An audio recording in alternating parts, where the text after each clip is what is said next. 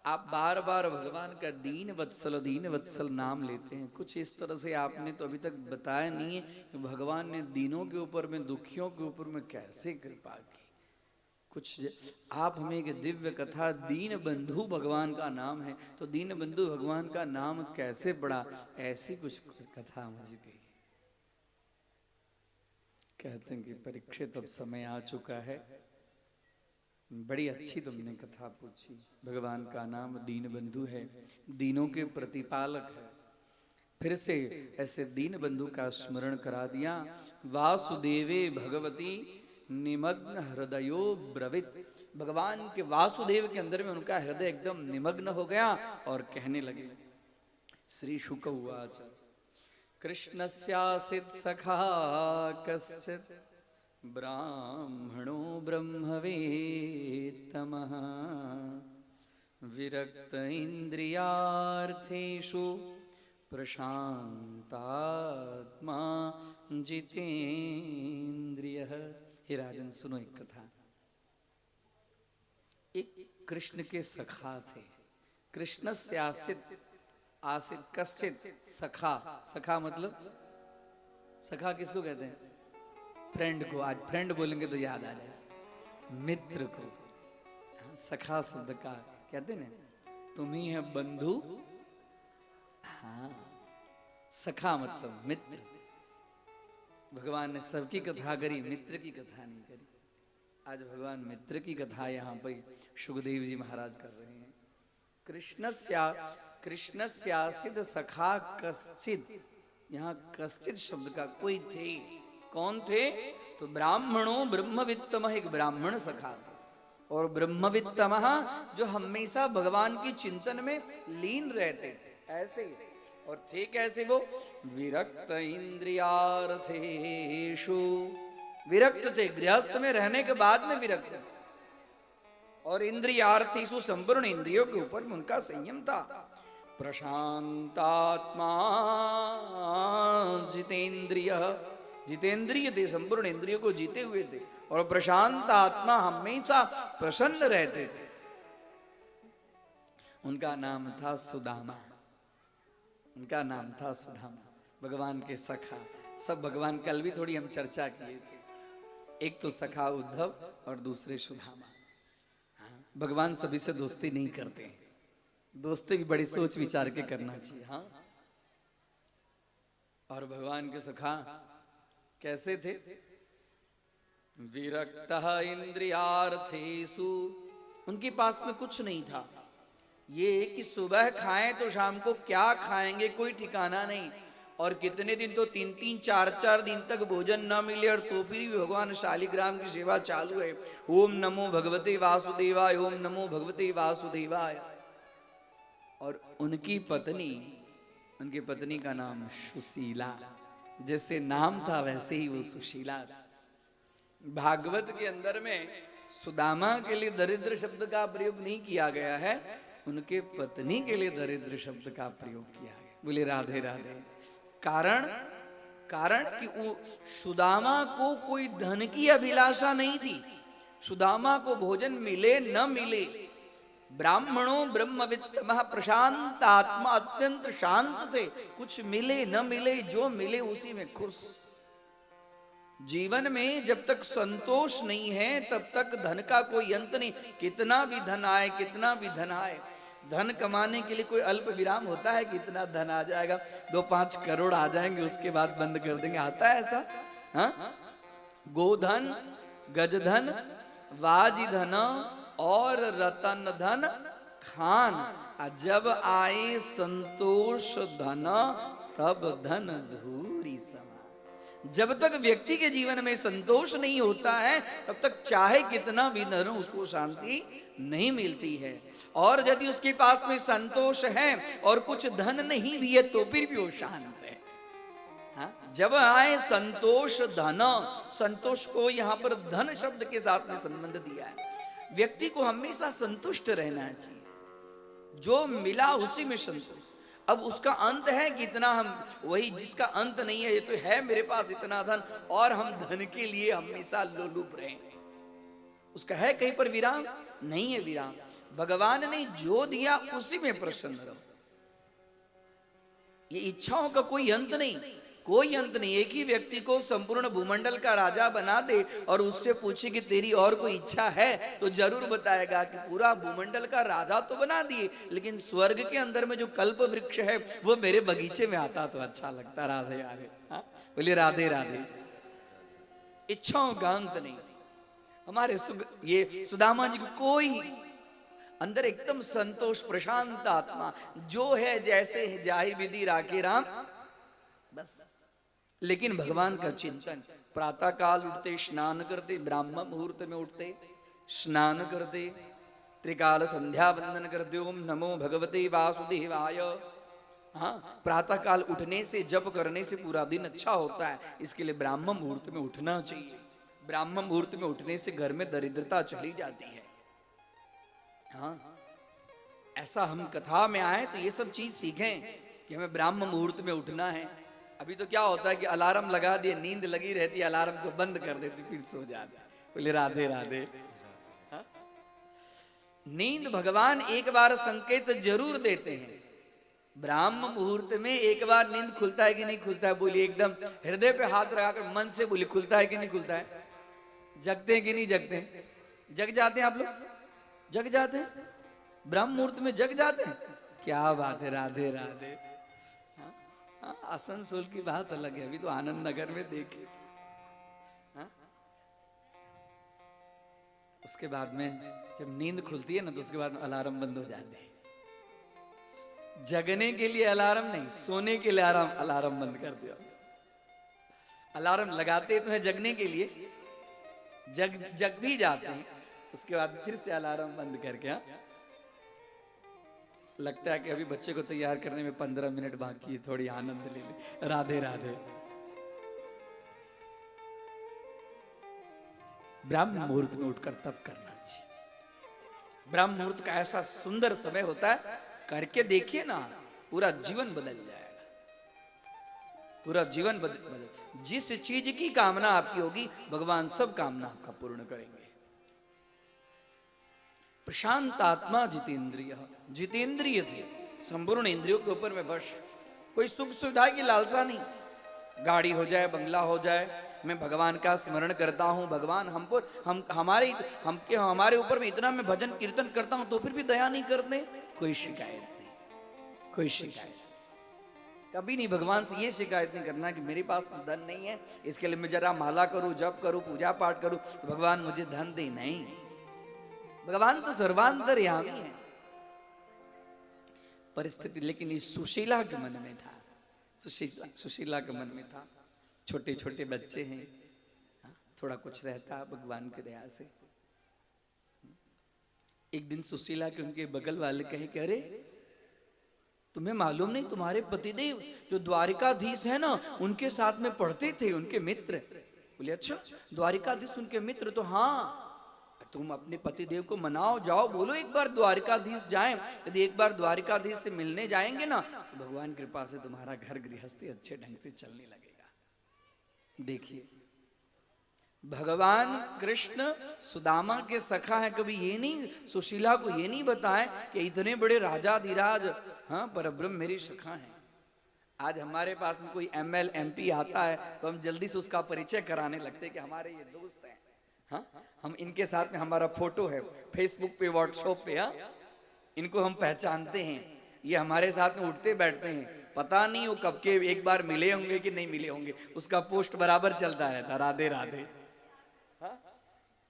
लेकिन सुदामा ने ये नहीं कहा कि हमारे सखा है। कहती हैं सुशीला, अरे एक बात आपसे पूछूं? बोलो देवी। ननु ब्रह्मन् भगवतः सखा साक्षात् श्रियापति। श्रियापति अर्थात लक्ष्मीपति आपके सखा हैं, आपके मित्र हैं, ऐसा मुझे सुनने में आया। ननु ब्रह्मन् भगवतः सखा मित्र साक्षात श्रियपति, वो श्रीपति आपके मित्र हैं? हाँ देवी, मेरे मित्र हैं। अरे रे, तो आपको कभी भी ये इच्छा नहीं हुई कि मैं अपने मित्र के पास में जाके एक बार मिलूं तो सही? बोली हाँ देवी इच्छा तो हुई, लेकिन क्या करूं, चल अब तू कहती है तो ना मिलने जाओ।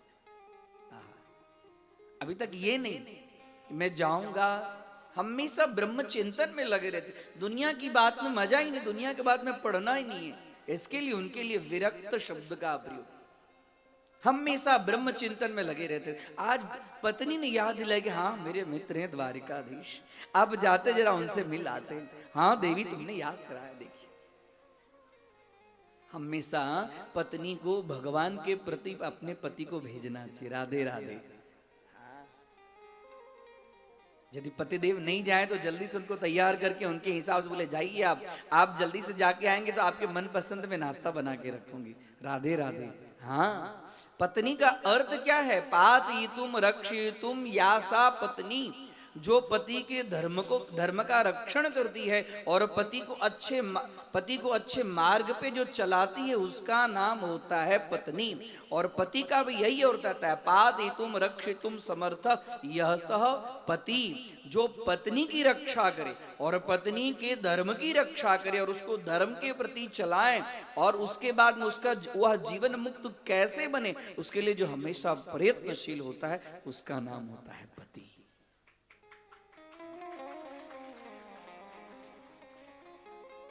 आज तो कहते हैं कि अच्छे अच्छे थिएटर में ले ही नहीं जाते, राधे राधे। मॉल में जाना है, थिएटर में जाना है, कहां कहां नहीं जाना है, मुझे मालूम है आसनसोल में क्या क्या होता है, राधे राधे।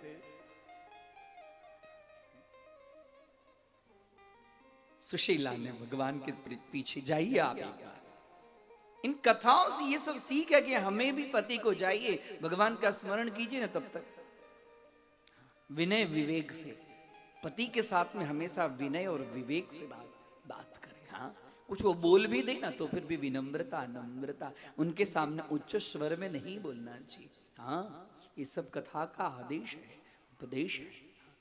प्रशांत आत्मा जितेंद्रिय, प्रशांत आत्मा थे, बोले हाँ देवी मैं जाऊं, लेकिन कैसे जाऊं।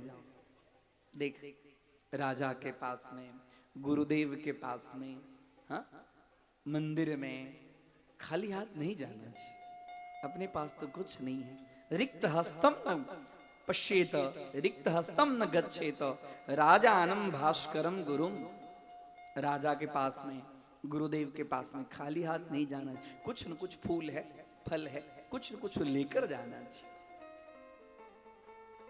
बोले चिंता मत करो, आपके जाने की इच्छा में कुछ व्यवस्था करती हूँ। आजू बाजू से जाके सुशीला ने कुछ तंडुल, अब तंडुल को बांधे कि घर में अच्छे कपड़े नहीं, फटे चिथड़े सब कपड़े बांध ले जाइए। हाँ तूने व्यवस्था कर दी, हाँ ले जाइएगा, संभल के जाइएगा।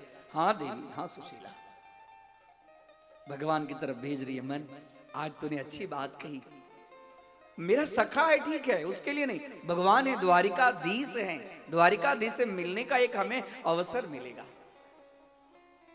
मैंने विचार कर रहे हैं तो लोग तो कहते हैं कि द्वारिका तो बहुत दूर है, जा रहे हैं रास्ते में जा रहे हैं और जाते जाते हमेशा ये चिंतन कि ओम नमो भगवते वासुदेवाय, ओम नमो भगवते वासुदेवाय। पांव में चप्पल नहीं है, कोई उपाना कुछ नहीं है, रास्ते कांटे वाले कांटे चुभ रहे, कंकड़ चुभ रहे, तो फिर भी भगवान का नाम नहीं, बस हमेशा भगवान का नाम लेते ले, ओम नमो भगवते वासुदेवाय, ओम नमो भगवते वासुदेवाय।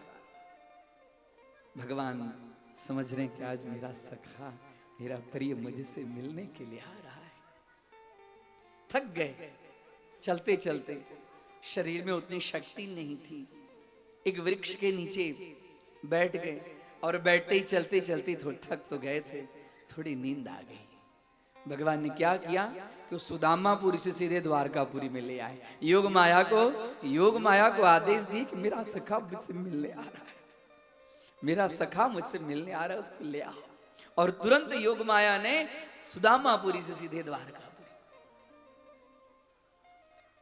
अब कुछ देर के बाद में नींद खुली, वहां पर एक राहदारी, एक राही दिखाई पड़ा। अरे भैया मैं बड़ा थक गया, ये कौन सा नगर है, ये कौन सा नगर है? अरे बाबा आपको जाना कहाँ है? अरे हमको तो द्वारका जाना है। बोले ये द्वारका है? ये द्वारका है? इतनी जल्दी द्वारका आ गई? ये द्वारका है? बोले हाँ हाँ ये द्वारका है।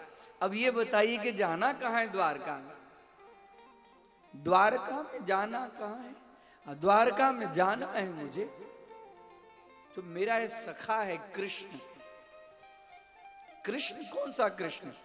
बोले जो यहाँ का राजा है। अरे ब्राह्मण देवता, ऐसे यहाँ के राजा के विषय में ऐसे आपको बोलना नहीं चाहिए। सुंदर उनका संबोधन विशेषण लगाकर बोलो कि श्री श्री 1008, हाँ, वसुदेव नंदन श्री कृष्ण चंद्र द्वारकाधीश, ऐसे बोलो। हाँ, अरे मेरा वो मित्र है, मुझे उससे मिलना है। अब ये बताओ कि उसका महल? बोले ये जो देख रहे हो सब उसी के महल। उनके महल भी आ गया मैं? हाँ, बोले हाँ ये सब जितने देख रहे हो सब उसी के महल। अब इधर देख रहे हैं सुदामा, चारों तरफ महल अटारियां, सब महल है। कौन से महल में जाऊं? कौन से महल में जाऊं? रुक्मिणी माता के महल के पास के द्वार पर रुक गए। बोले ये इसमें होगा। बोले कि भगवान श्री कृष्ण के महल में कोई ब्राह्मणों के लिए कोई प्रतिबंध नहीं था।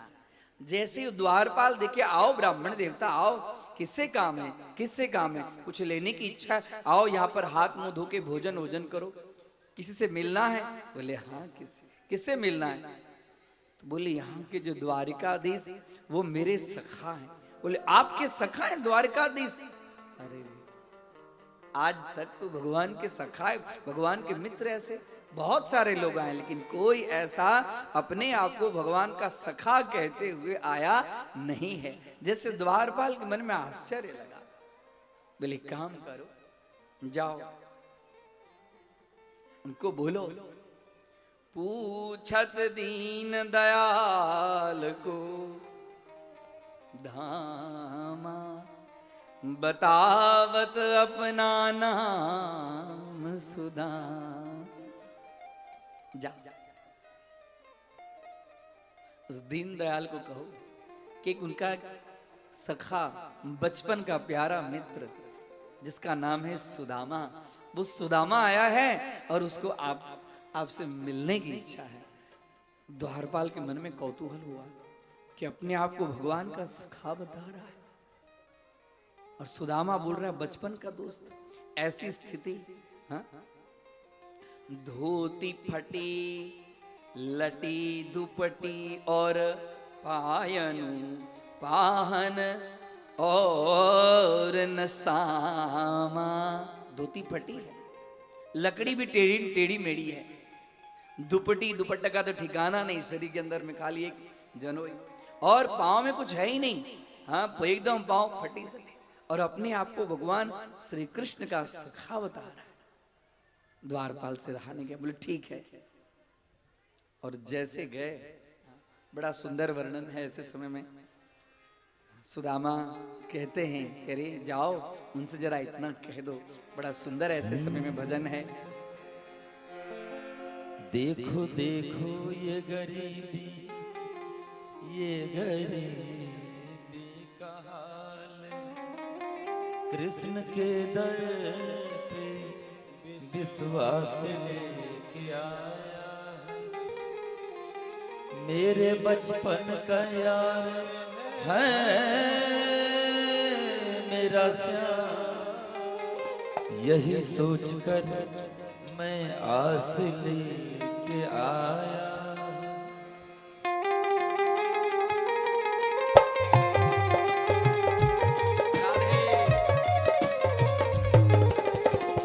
अरे द्वारपालो कन्हैया से कह दो, अरे द्वारपालो कन्हैया से कह दो कि दर पे सुदामा गरीब आ गया है, कि दर पे सुदामा गरीब आ गया।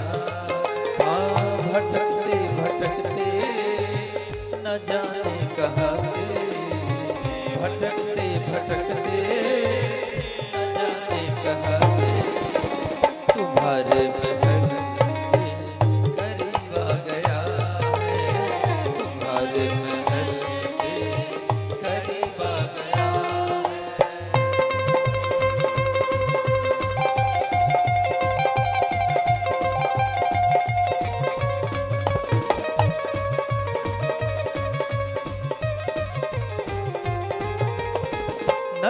पे है पगड़ी न तन पे है जामा, बता दो कन्हैया को नाम है सुदामा, बता दो कन्हैया रे नाम है सुदामा। हो न सर पे है पगड़ी न तन पे है जामा, बता दो कन्हैया को नाम है सुदामा, बता दो कन्हैया राधे नाम है सुदामा।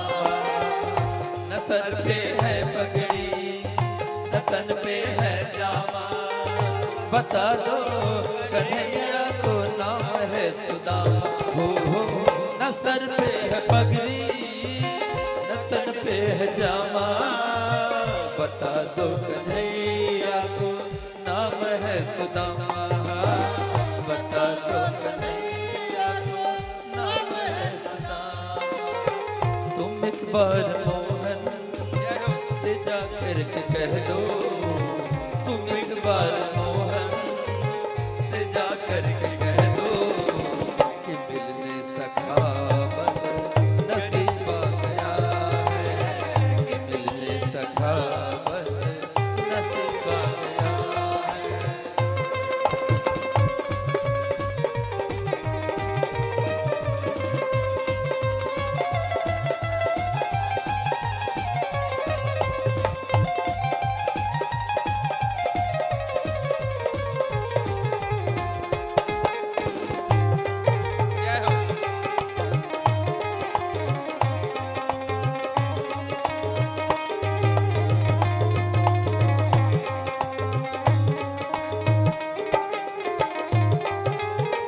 सुनते ही दौरे चले आए मोहन, लगाया गले से सुदामा को मोहन, हाँ लगाया गले से सुदामा को। सुनते ही दौरे चले आए मोहन, लगाया गले से सुदामा को मोहन, हाँ लगाया गले हो।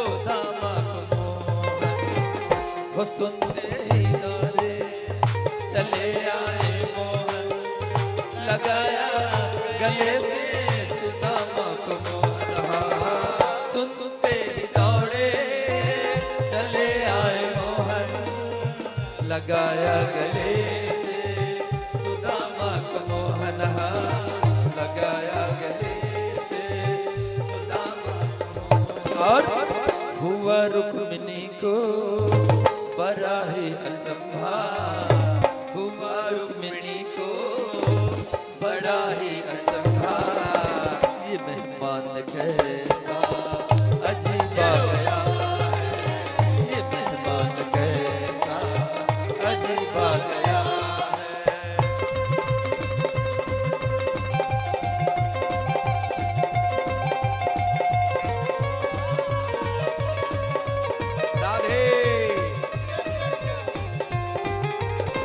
बराबर में अपने सुदामा बिठाए, चरण आंसुओं से श्याम ने धुलाए, हाँ चरण आंसुओं से श्याम ने धुलाए। कहते हैं कि पानी पर रात को हाथ छियो नहीं, पानी पर रात को हाथ छियो नहीं, नैनन के जल से पग धोए, देख सुदामा की दीन दशा, करुणा करके करुणा निधि रोए। बराबर में अपने सुदामा बिठाए, चरण आंसुओं से श्याम ने धुलाए, हाँ चरण आंसुओं से श्याम ने धुलाए। और न घबरा प्यारे जरा तुम सुदामा, न घबराओ प्यारे जरा तुम सुदामा, खुशी का समा तेरे करीब आ गया है, खुशी का समा तेरे करीब आ गया है, हाँ खुशी का समा तेरे करीब आ गया है, खुशी का समा तेरे करीब आ गया है, खुशी का समा तेरे करीब आ गया बसवा तेरे करीब आ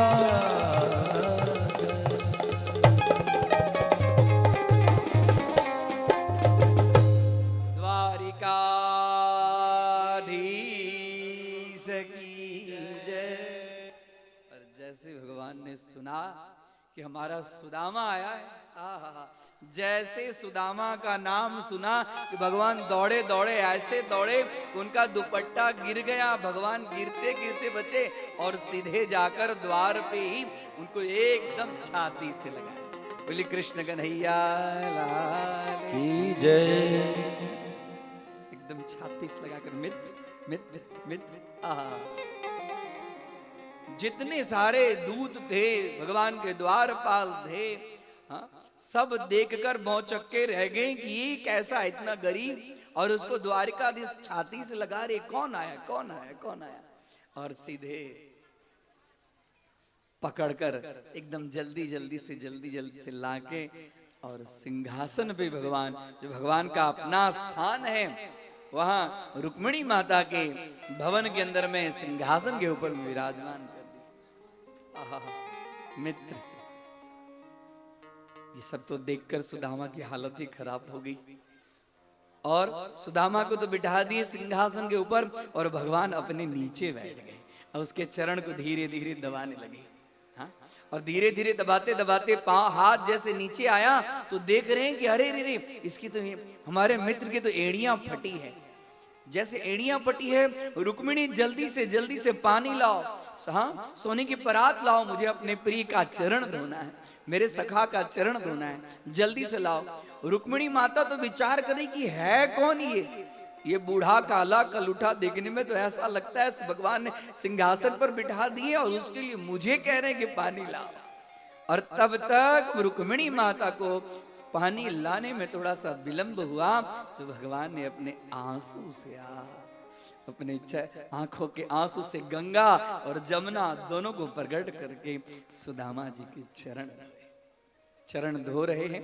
भगवान का जो दुपट्टा है उस दुपट्टा से पोंछ रहे हैं, देख रहे हैं चरण धोते धोते धोते धोते उनकी एड़ियां फट गई है और फटी एड़ियां में कंकड़ सब घुस गया। तो भगवान उस कंकड़ को निकाल रहे हैं, कुछ कांटे हैं तो अपने हाथों से उसके कांटे को निकाल रहे हैं और कांटे निकालते निकालते उनके पैर में से थोड़ा सा खून बह रहा है। भगवान अपने दुपट्टे से पोंछ रहे।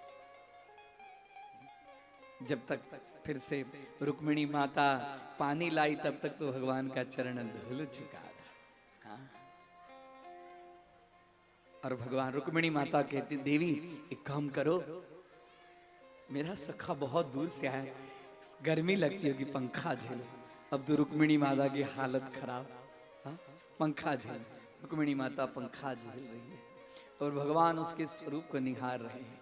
हाँ, मेरा सखा, मेरा प्यारा, बोलो बोलो कैसे हो मित्र, ठीक हो? बहुत दिन के बाद। हाँ हाँ, बहुत दिन के बाद याद आए।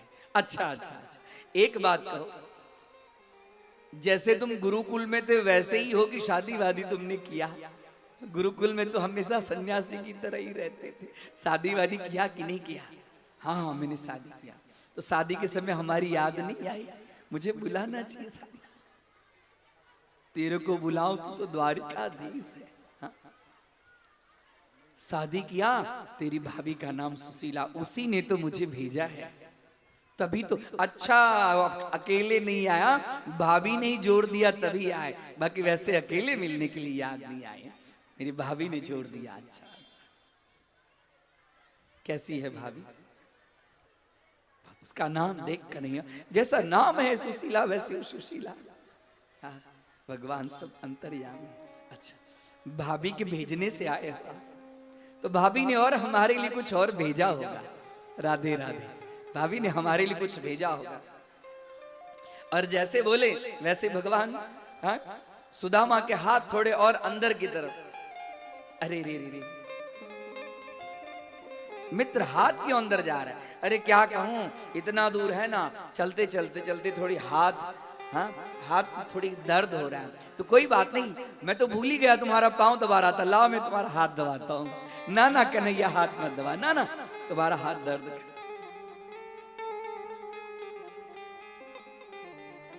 मेरी भाभी ने मेरे लिए कुछ नहीं भेजा, कुछ नहीं भेजा।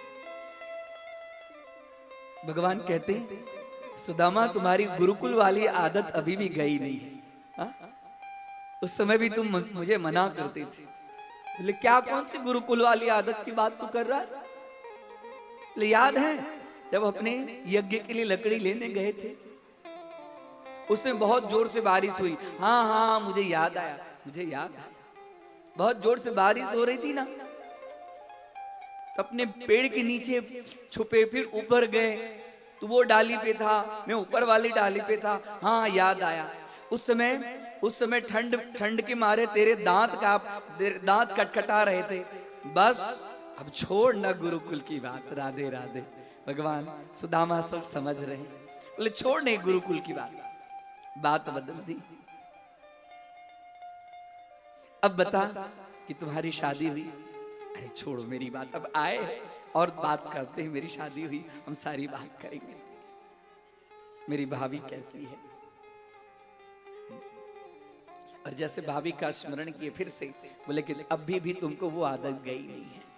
और धीरे धीरे सीधे भगवान ने हाथ जोर से, अरे क्या करता है, क्या करता है? अरे मेरी भाभी ने, मुझे कुछ लग रहा है, कुछ है तुम्हारे हाथ में मित्र। और झट दे वो पोटली, वो पोटली कितने तो जगह से फटी चिथड़ी और उसमें थोड़ा सा तंडुल। झट से भगवान ने तंडुल निकाला और एक मुट्ठी लिया, सीधे मुंह में डाल दिया। कृष्ण कन्हैया लाल की जय। जैसे ही एक मुट्ठी डाल दिए, अब तो ये देख रही थी रुक्मिणी माता ने भगवान का हाथ पकड़ा। हे भगवान, ये आप क्या कर रहे हो? मुझे मालूम है आपने एक मुट्ठी सुदामा का तंडुल दे ग्रहण कर लिया, मतलब संपूर्ण एक लोक की संपत्ति सुदामा को दे दिया। रुक्मिणी माता ने इसके लिए हाथ रोका। ये आए हैं, वो संत आए हैं, और संत के घर में आए हुए प्रसादी को अकेले नहीं खाना चाहिए ना। हाँ? ये प्रसादी हमें भी दीजिए, आप अकेले अकेले क्यों खा रहे? और हाथ रोकने का ये भी तात्पर्य था, हे भगवान ये कच्चे चावल हैं, खाएंगे तो आपको पेट में दर्द होगा। हाँ? हाथ रोकने का ये भी तात्पर्य है कि एक लोग की तो संपत्ति दे दी आपने, अब दूसरे लोग की भी संपत्ति दे देंगे, तो ये तो सुदामा है, क्या हम भी सुदामा बन जाएंगे? राधे राधे।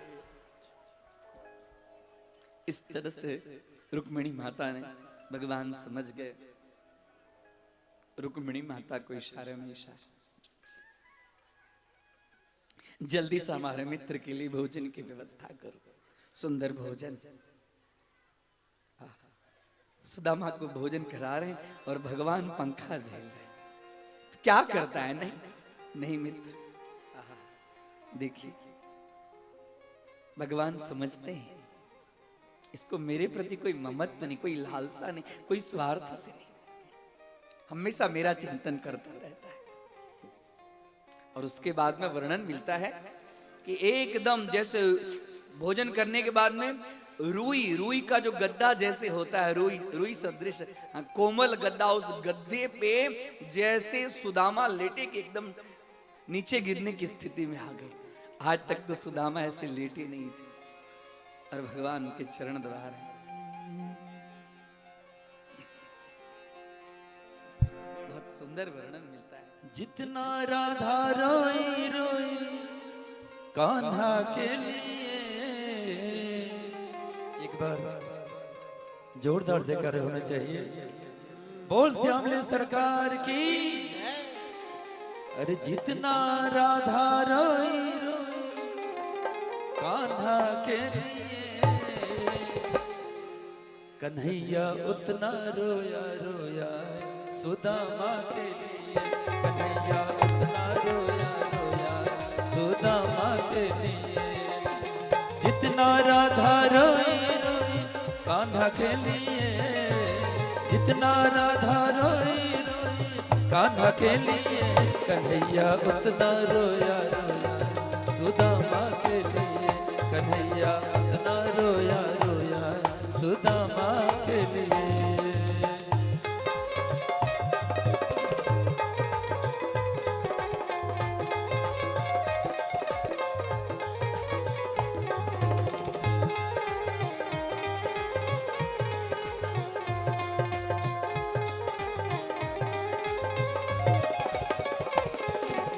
यार की हालत देखी उसकी हालत पे रोया, यार की हालत देखी उसकी हालत पे रोया, यार के आगे अपनी शान शौकत पे रोया, यार के आगे अपनी शान शौकत पे रोया। और ऐसे तरफा जैसे समा परवाना के लिए, ऐसे तरफा जैसे समा परवाना के लिए, कन्हैया उतना रोया रोया सुदामा के लिए, कन्हैया उतना रोया रोया सुदामा के लिए।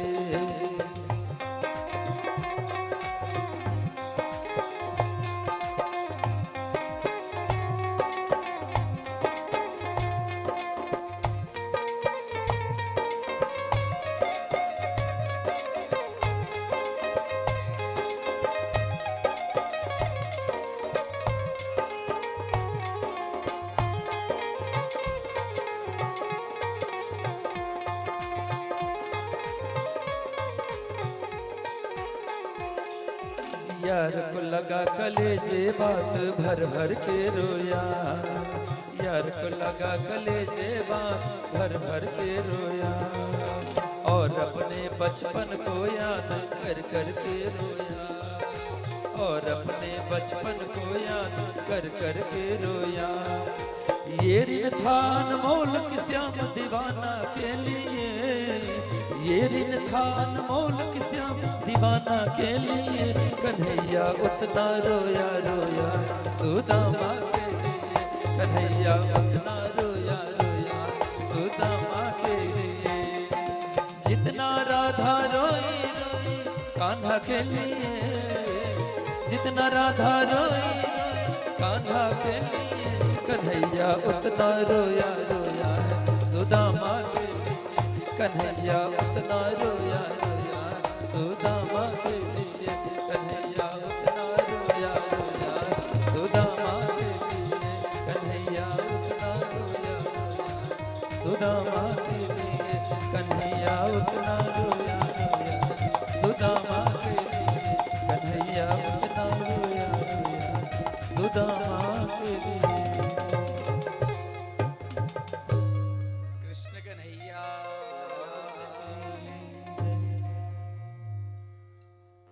भगवान पंखा झेल रहे हैं, थके एकदम श्रांत होकर आए थे सुदामा, बिस्तर पर लेटते ही नींद आ गई। भगवान धीरे धीरे उसके चरण दबा रहे। भगवान को सब ज्ञात है। देखिए भगवान अपने भक्त की सखा की कितनी सेवा करते। प्रातः काल हुआ, सुदामा उठे, ब्राह्म मुहूर्त में उठने का नियम था, उठे, स्नान किए, कह रहे कन्हैया मैं जा रहा हूं। हाँ मित्र कोई बात। तो सुदामा के मन में हुआ कि बोलता भी 1-2 दिन रुक जाओ, तो बिल्कुल बोलता ही नहीं, जा रहा हूं तो हाँ जाओ। नित्य कृत्य किए, नित्य कृत्य करने के बाद देखिए, जब कोई हम अपने बड़े मित्र के पास में बहुत समृद्धि हो, कोई बहुत जगह पे हो चला जाए, तो ये विचार नहीं करना चाहिए कि चलो हमारा मित्र बहुत बड़ा हो गया, उसके घर में जाके 2-4 दिन रहें, सुख आनंद ले। नहीं, जाना चाहिए, कार्य पूरा हो तुरंत लौट आना चाहिए। आए किसके कारण? सुशीला के कारण, मिल लिए, जा रहा हूं। भगवान ने रोका भी नहीं। अब इनके मन में था कि एक आध बार रोकता तो मैं जरा विचार करता, ये तो जैसे मैं कहा वैसे तुरंत तैयार। स्नान इत्यादि करके फिर जैसा वस्त्र। अब सुदामा के मन में था कुछ जाते जाते जाते जाते कुछ, लेकिन भगवान तो कुछ इधर उधर बात ही नहीं कर रहे। समय हुआ, चलने की तैयारी हुई, भगवान द्वार तक जैसे छोड़ने आए, बोले हाँ अब जा। फिर से सुदामा के मन में हुआ कि कम से कम एक बार पूछ तो लूं इसको कुछ। हाँ अभी मैं जा रहा हूं। कन्हैया कन्हैया देख तेरी भाभी ने मुझे भेजा है, अब तेरा संदेश में क्या कहूंगा भाभी से। सुदामा के मन में हुआ कि भाभी की थोड़ी चर्चा करेंगे, थोड़ी कुछ न कुछ कहेगा। बोले बस राम राम कहियो मित्र, राम राम कहियो, नहीं और कुछ नहीं। अब दोबारा जब आना हो द्वारिका तो उनको लेके आइए, राधे राधे। अब समझ गए कि अब कुछ इधर उधर चलने वाला नहीं है, अब इसका तो इतना ऐश्वर्य, लेकिन तो फिर भी कुछ नहीं, जैसे आए थे वैसे जा रहे हैं। मन में स्मरण हो रहा है सुदामा को, मैं कितना बड़ा भाग्यशाली, इतना बड़ा राजा हो कि मेरा पांव धोया, आहा, मेरे लिए सुंदर भोजन बनाया। ये नहीं कि मुझे ये दे देता वो देता वाली बात नहीं थी, तकलीफ थी मन में। तकलीफ धनहीन के समान जगत के अंदर में धनहीन से बड़ा दुख और कोई नहीं होता है। समाज में है तो समाज में धनहीन की शोभा नहीं होती है।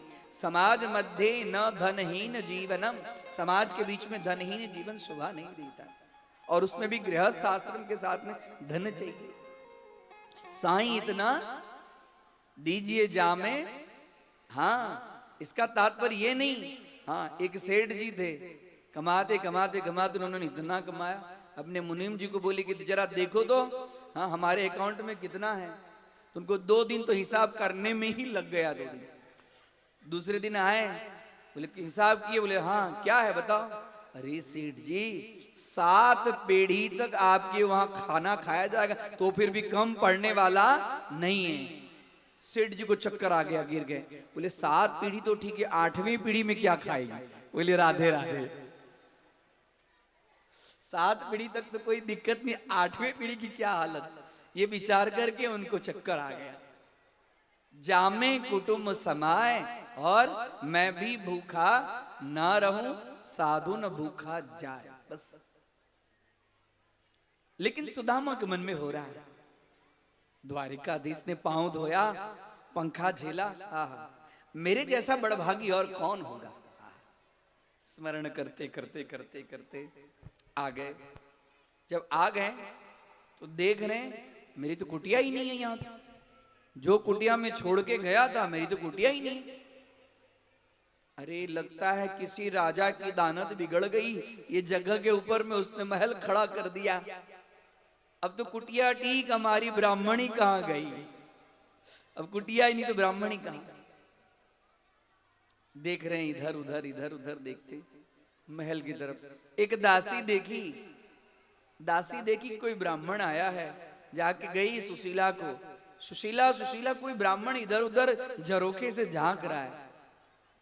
जरा देखी ऊपर, आहा, देखी तो हाँ, प्राणनाथ हमारा फटाफट सुंदर वस्त्र आभूषण से सुसज्जित होकर, हाँ, जब द्रव्य आता है तो चेहरा बदल जाता है। राधे राधे, हाँ, जब कुछ भगवान की कृपा होती है। आज तो द्रव्य आने के बाद में काले भी गोरे हो जाते हैं।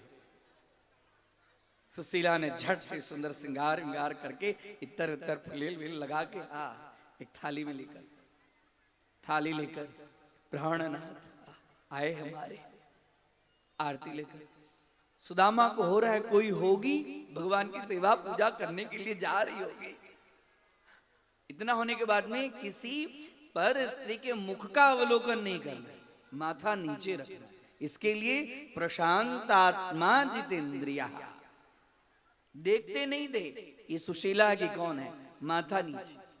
आए, जैसे आई कि हे नाथ, हे प्राणनाथ, हे प्राणनाथ, तब लगा सुशीला तुम, मैं तो तुम्हें पहचान ही नहीं पाया कि तू इतनी सज धज के कहा, क्या हुआ, ये सब क्या हुआ। बोले आप गए और उसके बाद में द्वारिकाधीश की ये सब करामत, द्वारिकाधीश की करामत अब इनके समझ में आए। अरे ये मित्र, हम वहां गए और इनके लिए मेरे मन में इस तरह से था। अब तो रोने लगे भगवान कृष्ण की स्मरण करके। किसी तरह सुशीला ढाढ़स बनाई, आरती वगैरह करके महल में ले गई। और उसके बाद जो सुदामापुरी, जैसे द्वारिकापुरी वैसे ही सुदामापुरी। कृष्ण कन्हैया लाल की जय, द्वारिकाधीश विषय की जय। हाँ भक्तों, श्री कृष्ण और सुदामा की मित्रता, ऐसी मित्रता सबके घर सबके साथ बना रहे। और इसी तरह कुछ लोग जाते हैं भगवान के दरबार में, बहुत कुछ मांगते हैं। आइए देखिए ये बहना क्या मांगती है।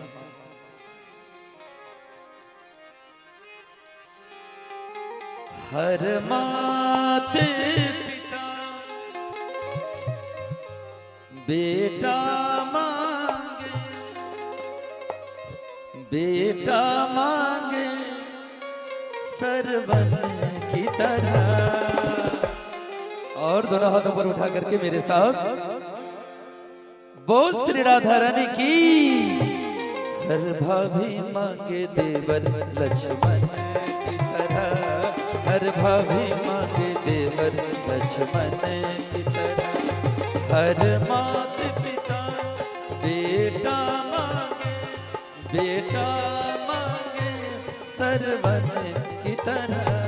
हर भाभी मांगे देवर लक्ष्मण की तरह, हर भाभी मांगे देवर लक्ष्मण की तरह।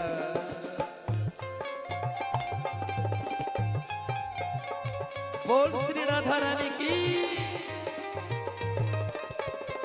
जय हो।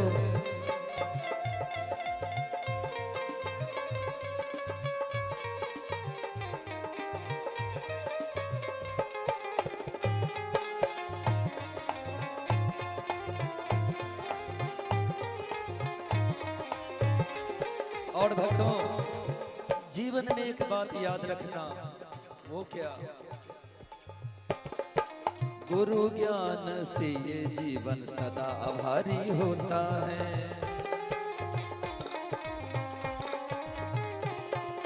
सच्चा शिष्य गुरु की खातिर आज्ञाकारी होता है।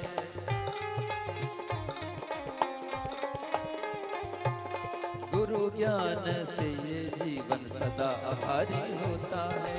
सच्चा शिष्य गुरु की खातिर आज्ञाकारी होता है। और गुरुवर मांगे हमें शीश मिले, हमें शीश मिले अर्जुन की तरह।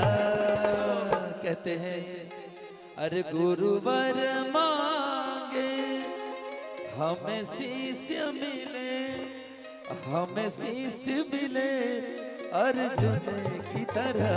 दोनों हाथों पर उठा करके बोल श्यामली सरकार की। हर भाभी मांगे देवर लक्ष्मण की तरह, हर भाभी मांगे देवर लक्ष्मण की तरह।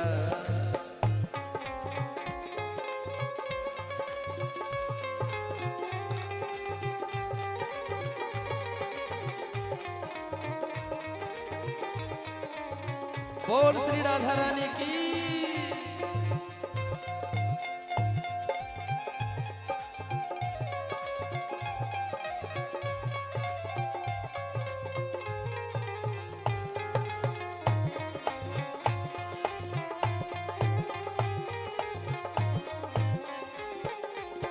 और भक्तों ध्यान देंगे,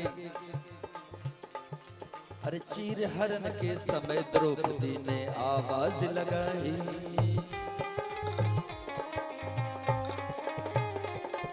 चीर हरण के समय द्रौपदी ने आवाज लगाई। पहुंच के भाई ने अपने बहन की लाज बचाई। चीर हरण के समय द्रौपदी ने आवाज लगाई। पहुंच के भाई ने अपने बहन की लाज बचाई। और हर बहन कहे मुझे भाई मिले, हर बहन कहे मुझे भाई मिले, मुझे भाई मिले किसन की तरह। बहना क्या मांगती है ध्यान देंगे। हर बहन कहे मुझे भाई मिले, मुझे भाई मिले किसन की तरह। दोनों हाथ ऊपर उठा करके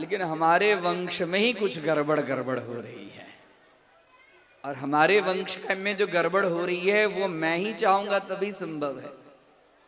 और भगवान की प्रेरणा से प्रभास क्षेत्र में मेला लगा और उसमें जाम्बवती के सुत जिसका नाम था सांब, सबने विचार किया कि ऋषि मुनि सब हमेशा बड़ी बड़ी जटाएं लगा के रहते हैं, कुछ जानते भी हैं कि नहीं जानते हैं, ऐसे ही खाली भस्म लगाकर जटा लगाकर रहते हैं।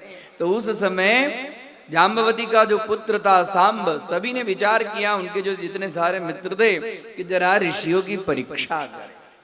और ऋषियों की परीक्षा करें इसके लिए सांब के पेट में कपड़ा लपेट दिया। कपड़ा लपेटते लपेटते लपेटते उसको एक गर्भवती स्त्री का स्वरूप बना दिया। उसको लाली लगा दिए, काजल लगा दिए, घूंघट लगा दिए, जैसे गर्भवती स्त्री का स्वरूप होता है वैसे।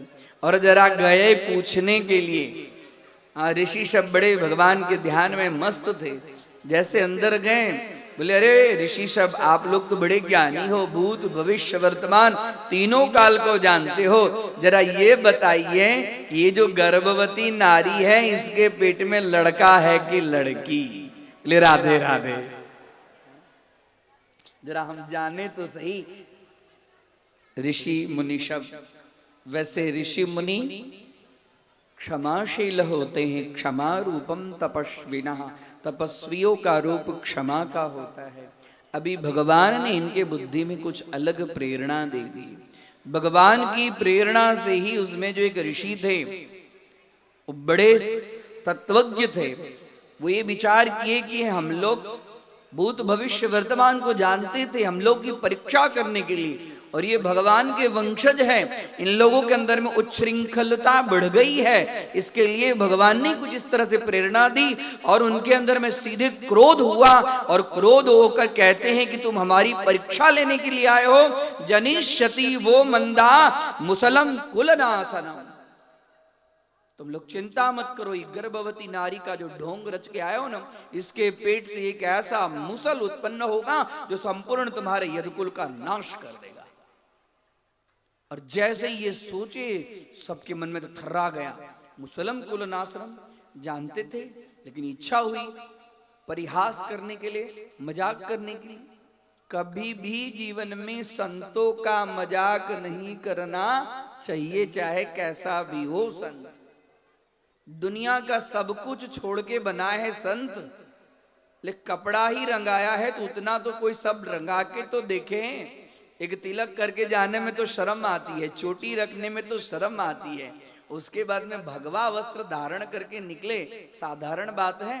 कभी भी जीवन में संत का अपमान नहीं करना चाहिए, वो कैसे भी हैं। हम आप तो चाय सुपारी पान तो छोड़ नहीं पाते, घर गृहस्थी छोड़ने की बात करते हैं। बोलिए राधे राधे। हाँ, जिसने संपूर्ण संसार का परित्याग किया है, भले ज्ञानी है या नहीं है, संतत्व है उसके अंदर में, उसको वंदन करना चाहिए। संत का कभी भी मजाक नहीं बनाना चाहिए, कभी भी परिहास नहीं करना चाहिए। कोई संत आए आपके घर के द्वार पर, आप नहीं कुछ दे सको कोई बात नहीं, हाथ जोड़कर वंदन करके कहो उसको कटु वाणी का प्रयोग उसके जीवन में न करो। इन कथाओं से आदेश में ये शिक्षा मिलती है कि उन लोगों ने भगवान के पुत्र पौत्र होने के नाते उनकी परीक्षा की, और उस परीक्षा के फलस्वरूप उनके मुख से शाप निकला, वृथा न हो ही देव ऋषि वाणी। देवताओं की ऋषियों की वाणी वृथा मतलब मिथ्या नहीं होती। सीधे आए उग्रसेन के पास में, हे भगवान, उग्रसेन मतलब कंस के पिताजी राजा थे। उग्रसेन के पास में आप बोले ऐसे ऐसे, फटाफट उसका कपड़ा निकाला, और कपड़ा निकाला तो सही में मुसल, मुसल मतलब जिसको मुंगड़ी बोलते हैं, जिससे कपड़ा धोया जाता है, उसके ऐसा उसको मुसल कहते हैं, वैसा निकला। निकलने के बाद में किसी ने भगवान को ये बात नहीं बताई। अपराध हो भी जाए इस तरह से तो अपने माता पिता गुरुजनों को कहना चाहिए कि हमारे द्वारा अपराध हो गया, लेकिन विनाश काले विपरीत बुद्धि, किसी ने कहा नहीं। और सीधे उग्रसेन बोले एक काम करो, इसका चूरा बना दो, इसका बुका बना दो मुसल का। हाँ, लोहे का मुसल था, उसका बुका बना दो, बुका बनाकर मुसल रहेगा ही नहीं तो नाश कैसे होगा, और समुद्र के अंदर में फेंक दो। और उसके बाद में मुसल का जो अंतिम शेष भाग जो बचा था वह भी फेंक दो। फेंके, वो एक मछली निकल गई, और मछली निकलने के बाद में वो जो फेंके उसमें से एक ऐसा घास निकला जो घास शरीर को काटने वाला, औरैया नाम भागवत में वर्णन मिलता है, औरैया नाम का घास। और उसके जो धार थी वो तलवार की तरह तीक्ष्ण धार थी। था तो कोमल, लेकिन दो चार जब इकट्ठा हो जाता था तो तलवार का काम करता था। और धीरे धीरे धीरे धीरे भगवान समझ रहे हैं, सब भगवान की लीला है। कर तुम मकर तुम अन्यथा कर तुम समर्थ सर्वांतरयामी भगवान। देखे प्रभास क्षेत्र में सब मेला में आनंद लेने के लिए आए थे। उन लोगों ने सभी ने मदिरा पान किया, बुद्धि बिगड़ गई। मदिरा पान किया, मदिरा पान करके एकदम मदो मस्त हो गए। उसी में से किसी के तूतू में हुई और तूतू में होते होते झगड़ा बढ़ गई।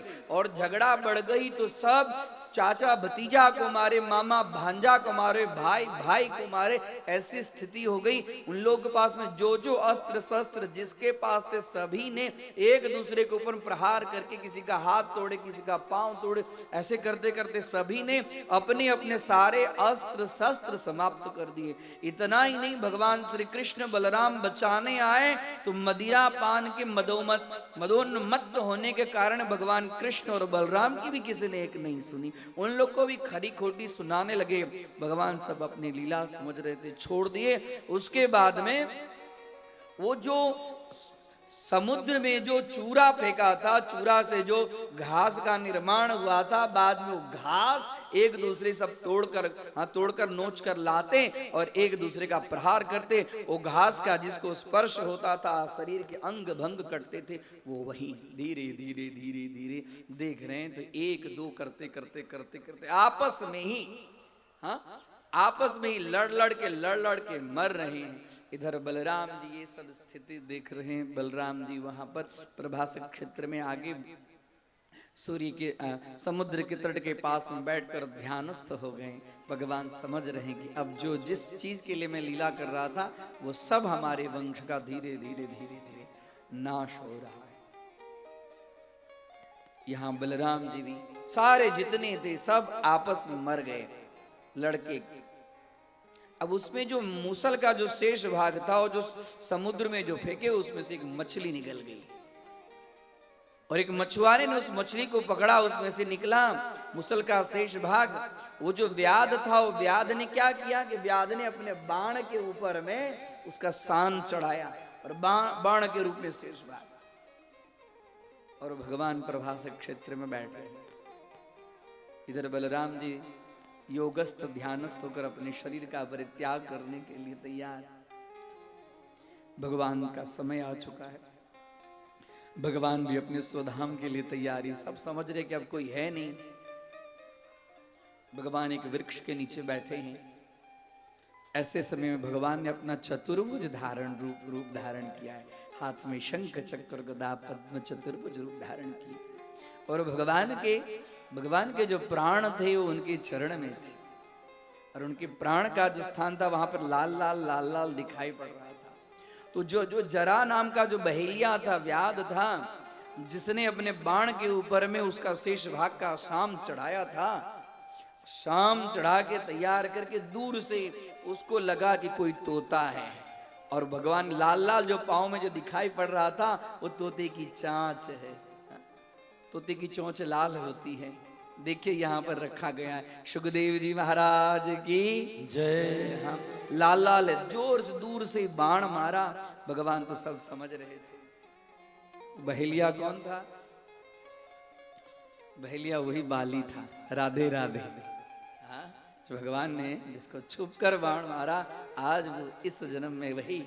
हाँ, भगवान जो व्यक्ति जिस तरह से कर्म करता है, जैसे जिस भाव में, जिस शरीर के अंग के द्वारा, बुद्धि के द्वारा, मन के द्वारा उस व्यक्ति को वैसे ही उसी रूप में उतने ही प्रकार का कर्म का फल भोगना ही पड़ता है। जो जस कर रही सो तस फल चाखा, कर्म प्रधान विश्व करी राखा।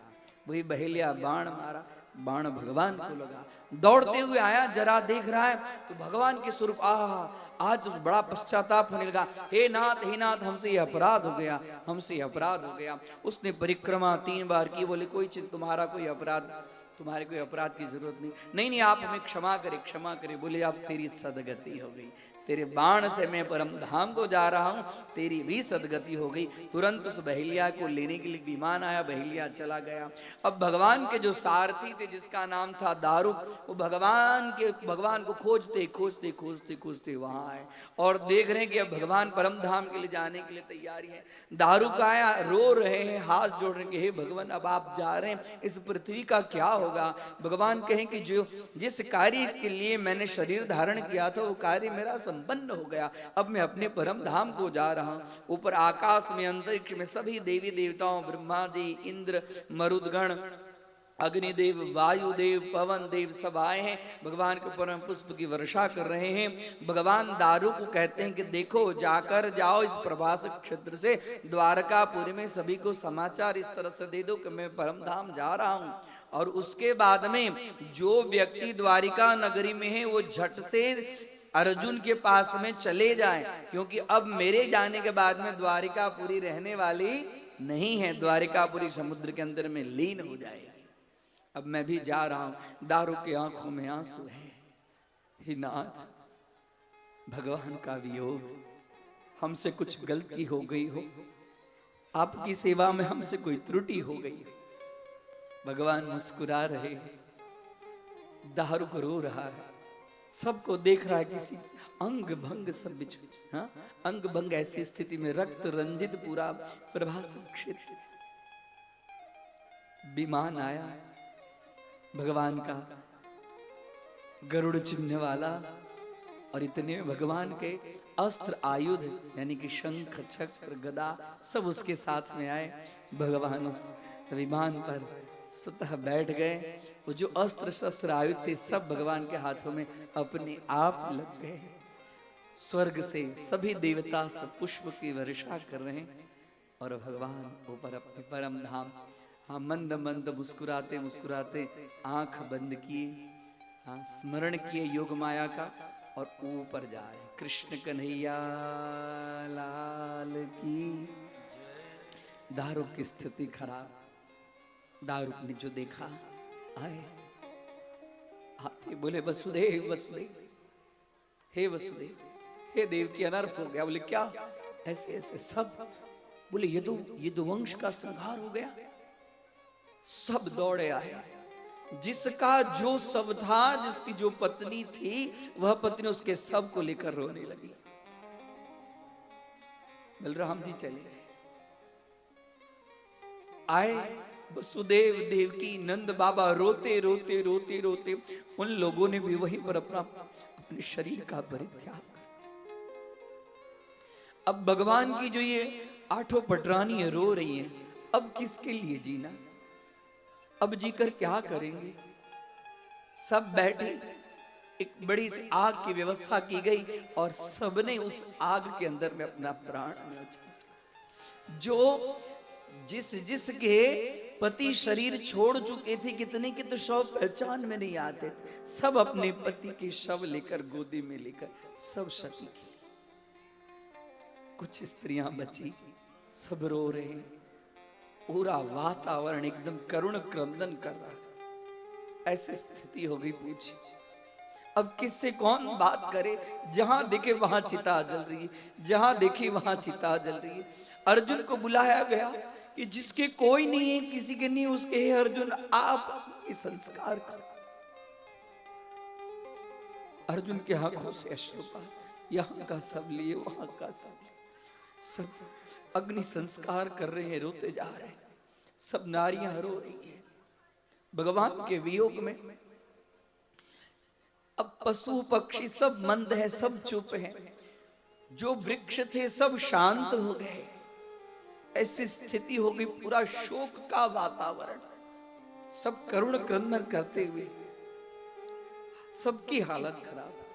अर्जुन कह रहे कि अब चलिए यहां से, अब चलिए, अब यहां रहिए, भगवान का आदेश है, अब आप लोग यहां से चलिए, नहीं तो द्वारका समुद्र के अंदर में डूब जाएगी। सभी स्त्रियों को, जो कुछ द्वारकापुरी में लोग थे, सभी को समझा कर बुझा कर सभी के लिए अर्जुन ने वहां पर पिंडदान अंत्येष्टि क्रिया कर्म की। अर्जुन को लग रहा है कैसा मेरा भाग्य, सबके लिए मुझे पिंडदान करना पड़ा। अर्जुन से रहा नहीं जाता भगवान का वियोग, वो भी रो रहे, हे नाथ, अब आपके बिना मैं जी कर क्या करूंगा? आप ही थे, आपने मुझे कितने दुख में हमारी रक्षा की। कैसी स्थिति हम लोग की हो गई थी, हमारे सारे भाइयों की रक्षा की। जब कुछ सुख का समय आया तो हमें छोड़कर चले। अर्जुन रो रहे। जितने द्वारिका में बची है नारियां सब रो रही है। आए, सभी लोग आए। हस्तिनापुर में किसी का मन नहीं लग रहा है, सबकी हालत। और शरीर में तो अर्जुन को तो शरीर में प्राण लगता ही नहीं है, ऐसी स्थिति हो गई। इस तरह से सभी एकदम शोकाकुल हैं। कोई किसी से कोई बात नहीं करता है, कोई किसी को कुछ पूछता नहीं। जब आए हस्तिनापुर में, धर्मराज युधिष्ठिर साक्षात धर्ममूर्ति सभी को आश्वासन।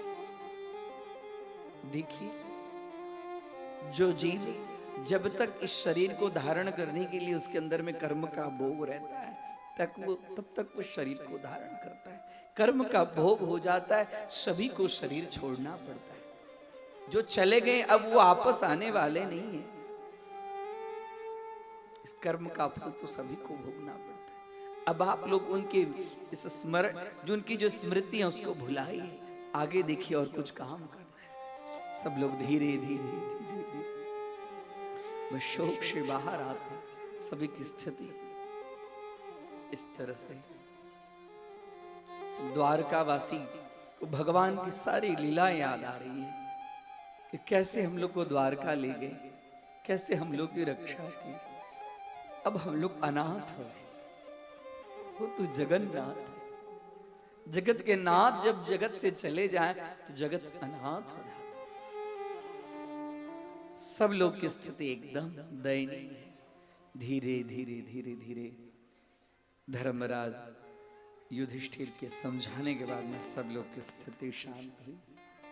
इस तरह से सुखदेव जी महाराज ने राजा परीक्षित को यदुवंश के संहार की कथा सुनाई। सुखदेव जी कह रहे कि राजा परीक्षित, अब समय हो चुका है। भगवान के जन्म से लेकर उनके संहार तक की लीला हमने आपको सुना। अब समय हो चुका है। देखो, आज 7वें दिन का संध्या काल है, समय हो चुका है। अब मैं भी जाऊंगा। अब मैं तुम्हें एक अंतिम उपदेश देता हूं, भागवत का अंतिम उपदेश। देखो, अभी जो 18,000 श्लोकों का जो तुमने श्रवण किया, भगवान के दिव्य लीला कथाओं का जो तुमने मन में स्मरण किया, चिंतन किया, भागवत में एक ही है भगवान नाम। अब जो मैंने तुम्हें जिस कथा के माध्यम से भगवान की लीलाओं का वर्णन किया है, अब तुम भी अपने आप के आत्मा को ब्रह्म में लीन हो जाओ। ब्रह्म और जीव कोई अलग अलग नहीं, एक है। ब्रह्म में लीन हो जाओ और लीन होकर जिस कथा का तुमने श्रवण किया उस कथा में मन लगाओ और मन लगाकर भगवान में एकाकार हो जाओ। आने दो तक्षक, तक्षक आएगा, लेकिन तुम अब वो नहीं हो, तुम साधारण जीव नहीं हो। इस शरीर, ये जो शरीर जो धारण किए, इससे पहले भी कुछ थे, ये शरीर में अभी है और इसके बाद में अब तुम कुछ नहीं होगे, क्योंकि तुमने भागवत का रसपान कर लिया। अब तुम्हारी सदगति होगी। अब तुम्हें न जीवन मरण के कोई चक्कर तुम्हें बंधन में नहीं डाल सकते। हे परीक्षित, तुम जीवन मुक्त हो गए हो। तुम अपने मन को ब्रह्म में एकाकार करके स्थिर करके परमपिता परमात्मा का स्मरण करो। अब यहाँ पर सुखदेव जी के द्वारा भागवत का जो अंतिम उपदेश है यह दिया गया।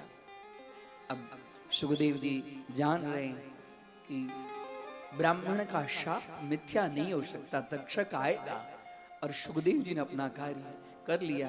देखने के परीक्षित सही में अब इनको कोई भय नहीं है, बैठ गए योगस्थ। उससे पहले सुखदेव जी वहां पर जाएंगे, राजोचित विधि विधान से सुखदेव जी की पूजा करते हैं। आरती करते, आरती उतारते।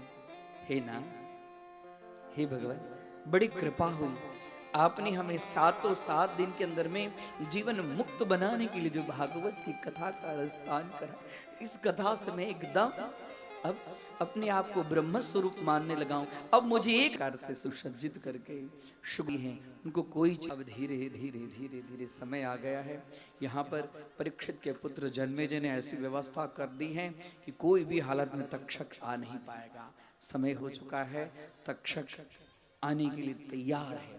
और इधर जन्मेजय ने ऐसी व्यवस्था की है, सब जगह डंका पिटवा दिया है कि तक्षक के विष को हरण करने में यदि कोई समर्थ है तो वो आए और आकर मेरे पिता को तक्षक डंक मारेगा और विष हरण के विद्या का प्रयोग करके विष चिकित्सा करके मेरे पिता को स्वस्थ कर दे, उसको इनाम में मैं बहुत सारा धन दूंगा। और ये सुनकर एक कश्यप नाम का ब्राह्मण आया। कश्यप नाम का ब्राह्मण उसको ये जो सर्पदंश की जो विद्या है, सर्पदंश की विद्या का विशेषज्ञ है, वह आया और सामने तक्षक भी आ रहे थे। तक्षक एक मनुष्य का रूप धारण करके ब्राह्मण देवता को देखते हैं, बोलते अरे ब्राह्मण देवता जल्दी जल्दी जल्दी जल्दी कहाँ जा रहे हैं? बोले अरे मालूम नहीं है आपको, राजा परीक्षित को आज 7वां दिन जो शाप मिला था, तक्षक आ रहा है डंस मारने के लिए, और मेरे पास तो तक्षक के विष हरण की इतनी श्रेष्ठ विद्या है कि तक्षक विष सीधे काटेगा और मैं अपने विद्या से राजा को स्वस्थ कर दूंगा। वो तो तक्षक ही था। बोले अच्छा आपके पास में ऐसी विद्या है? बोले हाँ। तो बोले मैं ही तक्षक हूँ, मैं डंस मारता हूँ, क्या मेरे डंस मारने पर आप उसको जीवित कर सकते? बोले मारो डंस। और तक्षक अपने स्वरूप में प्रकट हुआ। वहीं पर एक वट वृक्ष था, वट वृक्ष के ऊपर में डंस मारा, देखते ही देखते वट वृक्ष जो है वो पूरा का पूरा एकदम राख की ढेरी मौला गया, उसके पूरे भस्म स्वरूप में कृष्ण वर्ण हो गया। बोले हे ब्राह्मण देवता, यदि आपके पास में विद्या है तो इसको जीवित करो। और तुरंत ब्राह्मण देव ने हाथ में जल लिया। नमोस्तु सर्पेभ्यो जे के पृथ्वी मनुजे अंतरिक्षे जे दिवितेभ्य स्वाहा। जल छोड़े और जल छोड़ते ही पुनः वो जो वट वृक्ष था एकदम हरा भरा सुंदर, पहले से भी और नवीन स्वरूप को धारण कर लिया। तक्षक समझ गए कि मैं भले परीक्षित को डंस मारूंगा, लेकिन ये ब्राह्मण देवता के पास में ये विद्या एकदम श्रेष्ठ विद्या है, ये इसको जिला देंगे। बोले आप उनको जिलाकर करोगे क्या? बोले उसके बदले मुझे बहुत सारा धन मिलेगा। बोले धन नहीं दे देता हूँ। यहीं से तक्षक ने अपने पूंछड़ी पटकाई, धन के 2 बड़े बड़े घट मिले। ब्राह्मण देवता को बोले देखिए जो विधि का लेख है वह काटा नहीं जा सकता। जिस व्यक्ति को जिस प्रकार मरण लिखा है वह व्यक्ति उसी प्रकार मरण। आप तो परम ज्ञानी हैं ब्राह्मण देवता, आप धन की अभिलाषा से आए हैं, मैं ही आपको धन दे देता हूँ, धन लीजिए और यहाँ से चले गए। और ब्राह्मण देवता ने धन लिए और वहां से चले गए। और इधर पर तक्षक आते हैं। तक्षक आकर एक पुष्प के अंदर में सारी व्यवस्थाएं, सब ब्राह्मण देवता सब वेद मंत्रोच्चारण कर रहे हैं। और उसी समय एक ब्राह्मण देवता उनके पूजा के लिए फूल उनको देंगे और फूल में कीट का रूप धारण करके राजा परीक्षित के पास में जैसे फूल की टोकरी गई और जैसे परीक्षित के पास में टोकरी गई तो वही जो लघु आकार एकदम सूक्ष्म था वो एकदम बृहद रूप धारण करके और राजा परीक्षित को सर्प डसेगा इससे पहले तो राजा परीक्षित भागवत की कथामृत रस पान के कारण अपने शरीर और प्राण को भगवान के चरणों में अर्पण कर चुके थे। खाली मात्र उनका शरीर दिखावा मात्र था। तक्षक ने अपना कार्य किया और राजा परीक्षित वही धड़ाम से गिर गए। कृष्ण कन्हैया लाल। इस तरह से परीक्षित को सर्पदंश। कथा तो बस विराम की तरफ है। सर्पदंश हुआ, जन्मेजय से रहा नहीं गया। जन्मेजय ने सर्प यज्ञ किया। सर्प यज्ञ करने के बाद में बृहस्पति आते हैं, भागवत में ऐसा वर्णन मिलता है। उनको ज्ञानोपदेश आत्मोपदेश करते हैं कि ये जो सर्प यज्ञ करते वो हिंसा है। देवराजेंद्र ने तक्षक को अपनी शरणागति में रखकर अमृत पान करा दिया है, वो मरने वाला नहीं है, इससे समाज में रोग होगा, ये कार्य आप बंद कर दीजिए। इस तरह से श्रीमद् भागवत की कथा में दिव्य दिव्य और अलौकिक अलौकिक कथाएं हैं। अब भागवत की कथा की विराम की तरफ जाएंगे। खास करके भागवत की कथा विराम में हमारी इच्छा है हम लोग सर्वत्र अंतिम श्लोक का सबको पठन कराते हैं। भागवत के अंतिम श्लोक का पठन करने से संपूर्ण भागवत पठन करने का फल मिलता है। करेंगे आप लोग ना? हम लोग सब जगह कराते। बोले कृष्ण कन्हैया लाल की जय, द्वारिकाधीश की जय। धीरे धीरे आज का जो समय है, हम पहले बता दिए थे कि 7:30 से 8 के बीच में कथा का विराम करेंगे। हमारे जो संगीतज्ञ सब हैं, इसमें हेमंत जी को छोड़ के उन लोग को जाना भी है, गाड़ी की भी तैयारी हो चुकी है। बस अब कथा को विराम करें, उससे पूर्व आरती करेंगे। उससे पूर्व एक संकल्प है। संकल्प क्या है कि आप लोग 7 दिन तक कथा सुने कि नहीं सुने? हाँ या ना तो बोलिए। अब नहीं, कल से हैरान नहीं करूंगा। कल सुबह ही मैं निकल जाऊंगा सूरत। बोलिए राधे राधे। हाँ, हमारे श्रीमद् भागवत कथा में जो हमारा पूरा परिवार है, ये पूरा परिवार हम लोग, आप लोग आते हैं यहाँ 3 घंटा सुनते हैं कथा, लेकिन इस 3 घंटा कथा आप लोग को सुनाने के लिए हम लोग 10 घंटा मेहनत करते हैं। तभी आप लोगों के सामने हम लोग 3 घंटे का ज्ञानामृत परोसने का काम करते हैं। हाँ? इन लोगों बहुत मेहनत करके आप लोग को भक्ति के अंदर में प्रवाहित करके ओतप्रोत करने का हम लोग कुछ प्रयत्न किए, जो आप लोगों के सामने हैं। भागवत की कथा जीवन को मुक्त कर देती है। परीक्षित को तो मुक्त किए ही, तो आप लोग देखें, लेकिन जो जीव एकाग्र चित्त से भागवत की कथा सुनता है वह जीवन मुक्त हो जाता है। आप लोग एकदम, मैं देख रहा था, इतने लोग हैं, न कोई शोर न कोई आवाज, एकदम एकाग्र चित्त से सुनते हैं। आप लोग वास्तव में भागवत कथा के विशेष अधिकारी हैं। तभी तो भगवान ने एक ऐसा माहौल और हमारे आलोक जी और निभा दीदी ने ऐसी व्यवस्था आप लोगों के लिए, आप लोग शांति से कथा सुन सके, इसके लिए एक पांव पे खड़े रह के सारी व्यवस्था करने में जुटे हैं। जोरदार उन दोनों के लिए ताली। हमारे निभा दीदी और आलोक जी वो लक्ष्मी और नारायण की मूर्ति हैं। लक्ष्मी नारायण की मूर्ति हैं। जैसे उनका नाम है आलोक, वैसे ही वो आप लोग को प्रकाशित करते रहते हैं। हाँ? ये यहाँ कितने अच्छे ढंग से यहाँ के लोग सुख शांति पूर्वक निवास करें, इसमें पूर्ण हमेशा 24 घंटे लगे रहते हैं। तो कथा सुनने के बाद में कुछ संकल्प करना पड़ता है।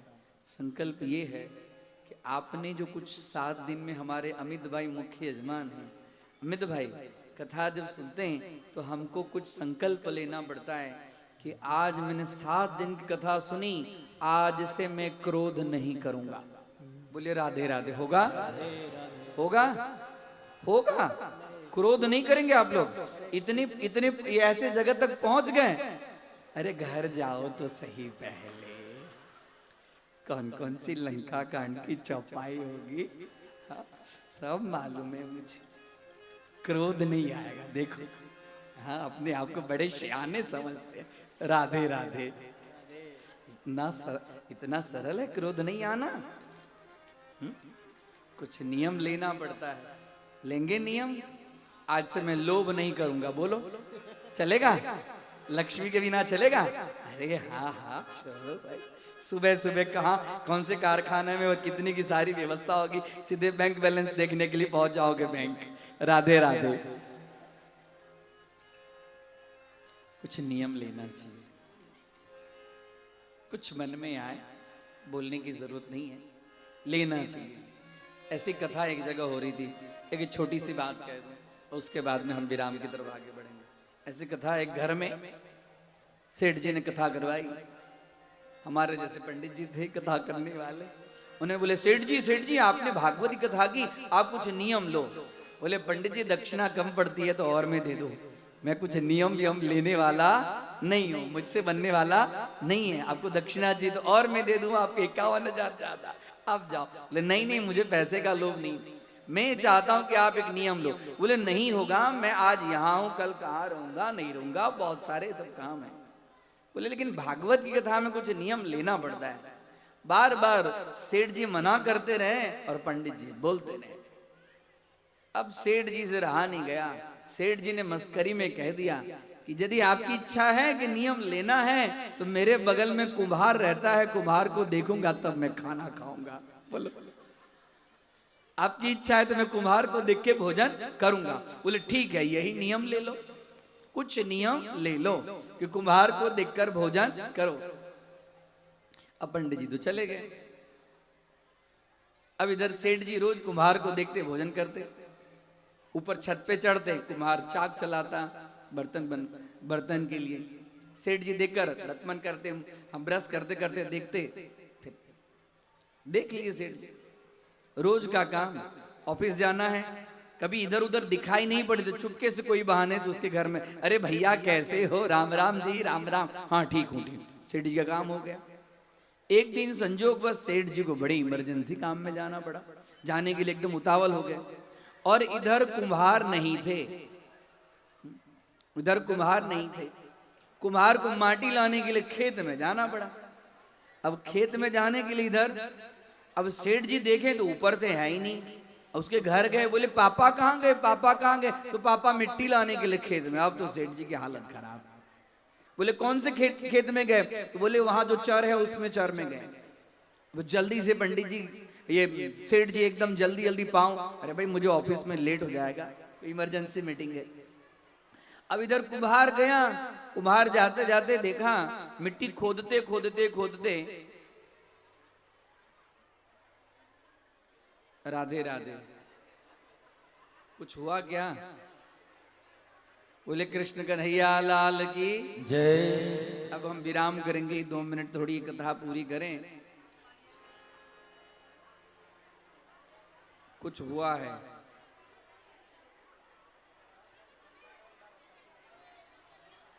हाँ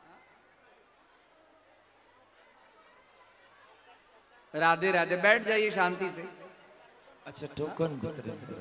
अच्छा अच्छा, राधे राधे। हाँ, जब भाई भोजन की बात आए तो भजन गौण हो जाते। राधे राधे।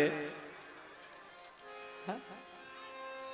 एक छोटी सी बात में इसे पूरा करूं, उसके बाद में जो भोजन वाले हो कितना भी रोकेंगे नहीं रुकने वाले। तो तक्षक आएंगे ना, राधे तक्षक आएंगे। भाई यहाँ कोई परीक्षित हो तो जरा संभल के रहना। तक्षक देवता आए हैं, उनको वंदन, खूब खूब वंदन। हम बता दिए तो उस मंत्र का जाप करे, ओम आस्तिकाय नमः, आस्तिकाय नमः, आस्तिकाय नमः। सेठ जी, बस छोटी बात कह दूं कि सेठ जी गए जल्दी जल्दी, कुम्हार मिट्टी खोदते खोदते खोदते, उनकी जो कुदाली थी उनको टन टन की आवाज आई। उनको लगा कुछ है, और इधर सेठ जी जल्दी जल्दी दौड़े कि जल्दी से कुम्हार को देखूं, मैं भगूं, मेरी मीटिंग है। और इधर गए, देख रहे हैं कुम्हार खोदते खोदते उसको धन का एक घड़ा मिला, धन से भरा हुआ घड़ा मिला। और जो धन से भरा हुआ जो घड़ा था वो नीचे बराबर उसको खोद कर निकाल रहा था, और आजू बाजू देख रहा था, मुझे कोई देख तो नहीं रहा है। और ये सेठ जी भी जल्दी जल्दी जा रहे हैं कि कोई कुम्हार दिखाई तो नहीं पड़ रहा है। जैसे कुम्हार उठा, सेठ जी ने कहा मैंने देख लिया, देख लिया, देख लिया। हाँ, मैंने देख लिया। कुम्हार बोला अरे सेठ जी तुमने देख लिया तो आधा तेरा और आधा मेरा। अब वो सेठ जी विचार की कि आधा तेरा और आधा मेरा, ये क्या बोल रहे हैं? जरा जब यहां तक आ गया हूं तो नजदीक में जाऊं। बोले मैंने देख लिया। क्या आपने क्या देखा? बोले मैंने तो आपको देखा। बोले आपने क्या कहा? आधा तेरा आधा मेरा। बोले ये देखिए, मुझे लगा कि आपने ये धन से भरा हुआ इस घट को, कुंभ को देख लिया। आज सेठ जी को बहुत अफसोस हो रहा है। एक कुम्हार को देखने के लिए मैंने संकल्प किया, उसके फलस्वरूप में खाली देखने के लिए संकल्प किया मन से, तो आज मुझे धन से भरा हुआ जो घड़ा है वो आधा घड़ा मुझे मिल रहा है। यदि आज मैंने ऐसा संकल्प किया होता कि मंदिर जाकर भगवान के हम दर्शन करें तब जाएं, राम रक्षा स्तोत्र का पाठ करके भोजन करें, विष्णु सहस्त्र का पाठ करके हम भोजन करें, ओम नमो भगवते वासुदेवाय के 11 माला जप करके हम भोजन करें, तो निश्चित भगवान मुझे दर्शन देते। बोले कृष्ण कन्हैया लाल की जय, द्वारिकाधीश की जय। कथा के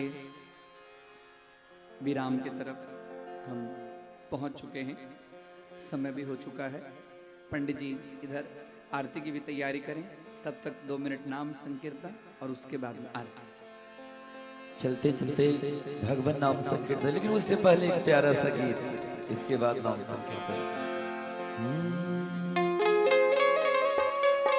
आपके शहर में, आपके नगर में श्रीमद् भागवत कथा के अंत में आइए एक प्यारा सा भजन सावड़ा सलोना कन्हैया के लिए। उनकी छवि कैसी है, इस छवि को ध्यान करते हुए बोलिए भागवत भगवान की। कन्हैया का कैसा है स्वरूप आप लोग जानते हैं। ओ मुकुट सिर मोर का, मेरे चित चोर का, मुकुट सिर मोर का, मेरे चित चोर का। दोने नने नने दोने नने नने दोने न सरकार के कटले कटार दे, दोने न सरकार के कटले कटार से। मुकुट सिर मोर का, मेरे चित चोर का, मुकुट सिर मोर का, मेरे चित चोर का। दोने नने नने दोने नने नने दोने न सरकार के कटले कटार से, दोने न सरकार के कटले कटार से।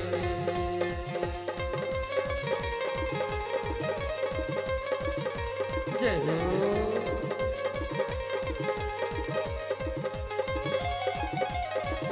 राधे हाथ ऊपर उठा के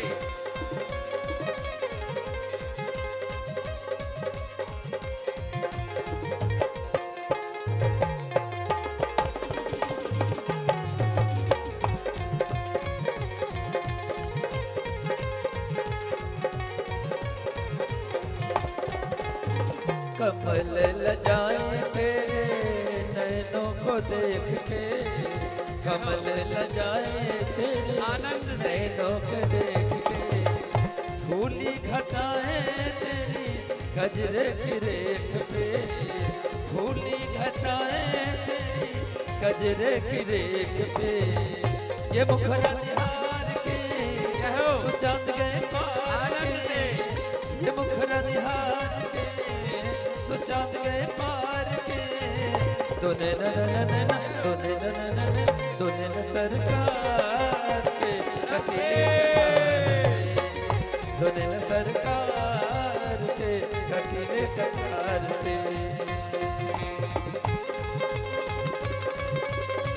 अब कल आनंद नहीं आएगा। राधे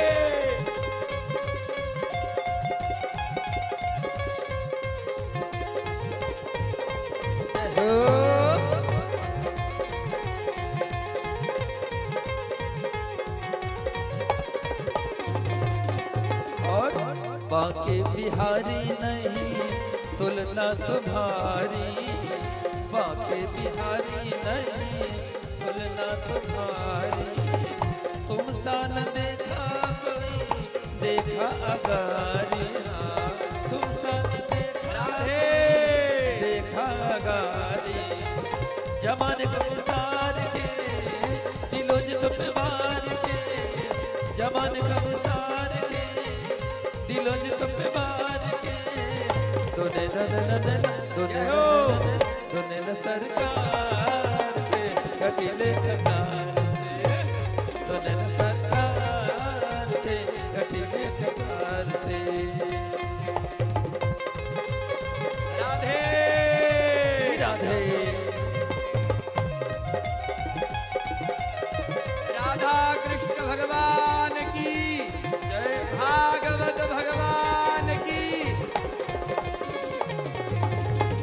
कुर्बान जाऊं तेरी बाकी अदाओं पे, कुर्बान जाऊं तेरी बाकी अदाओं पे।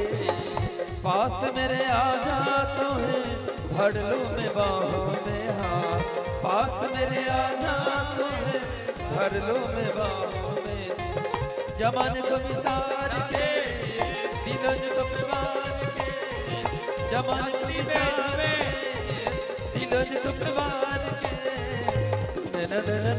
दुने सरकार से कटीले कार से, दुने सरकार से कटीले कार से।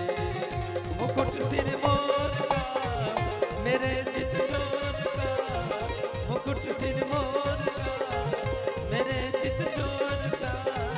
दुने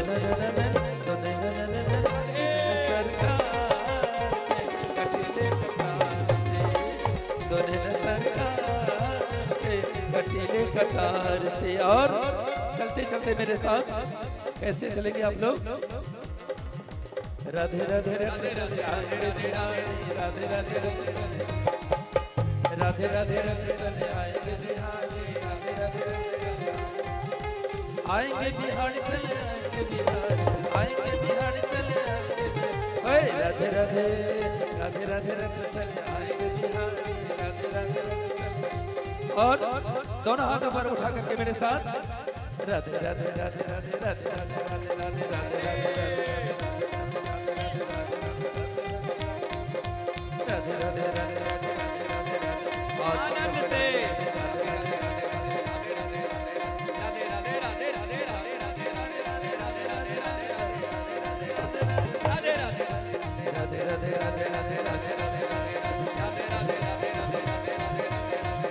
मुकुट सिर मोर का मेरे चित चोर का, मुकुट सिर मोर का मेरे चित चोर का। दुने सरकार के कटीले कटार से, दुने सरकार के कटीले कटार से, दुने सरकार के कटीले कटार से, दुने सरकार के कटीले कटार से, दुनिया सरकार के कटीले कटार से। और श्रीमद् भागवत का आप लोग उच्चारण करते हुए सभी लोग उच्चारण करेंगे मेरे साथ। अंतिम श्लोक 18,000 श्लोक के बाद वो अंतिम श्लोक क्या है? सभी लोग बोलेंगे, तैयार रहेंगे कि नाम संकीर्तनम यस्य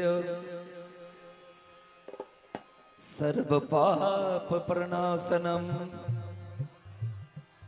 प्रणामो दुख श्रमणम तम नमामि हरिं परम।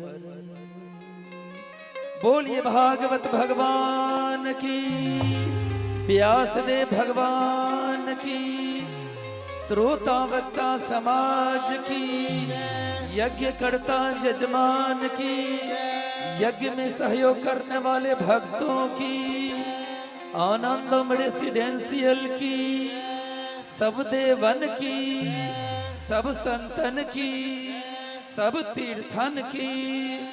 हर हर महादेव। आइए हम लोग भागवत भगवान की आरती करें।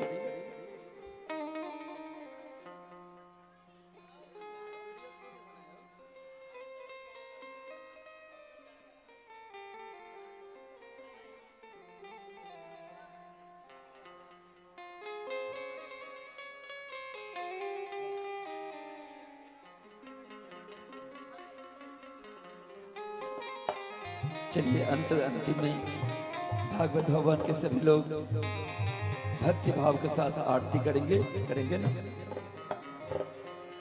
हरे ओम।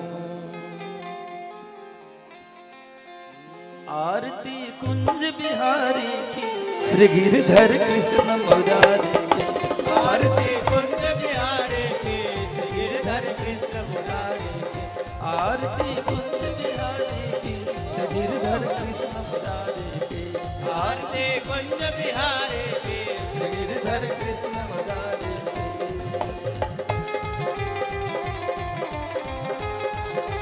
जय हो।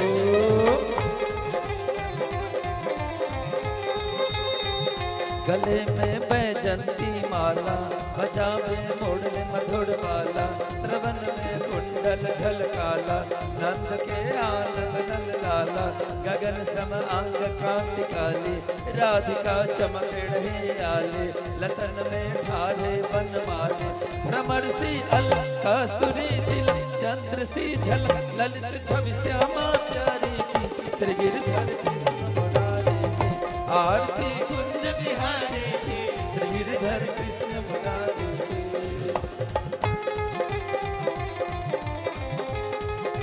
जय हो।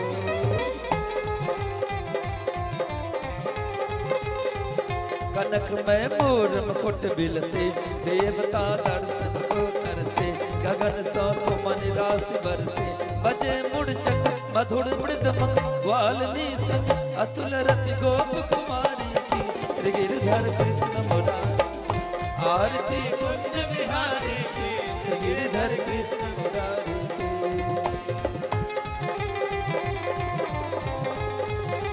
जय हो।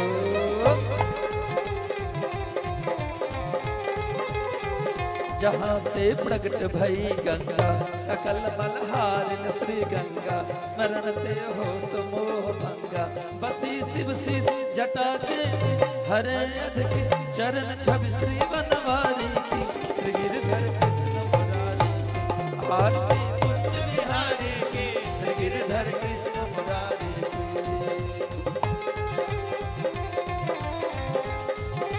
जय हो।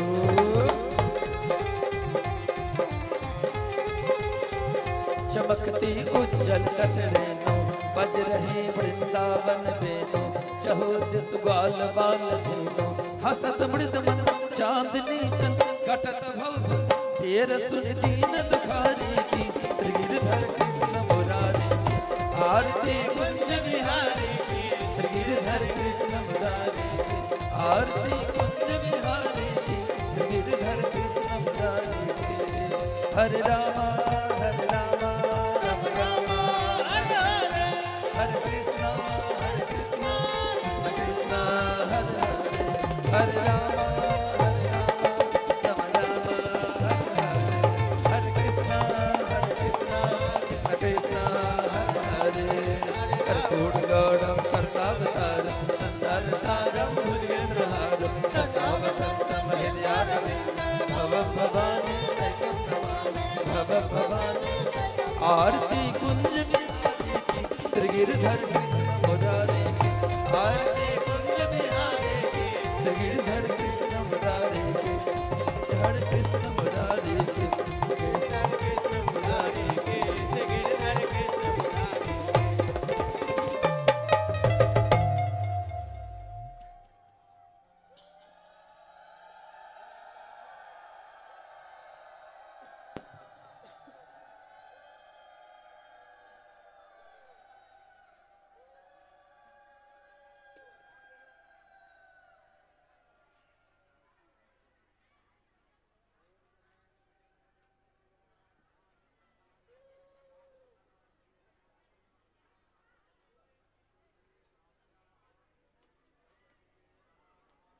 त्वमेव माता च पिता त्वमेव, त्वमेव बन्धो च सखा त्वमेव, त्वमेव वेद्या द्रविणं त्वमेव, त्वमेव सर्वं मम देव देव।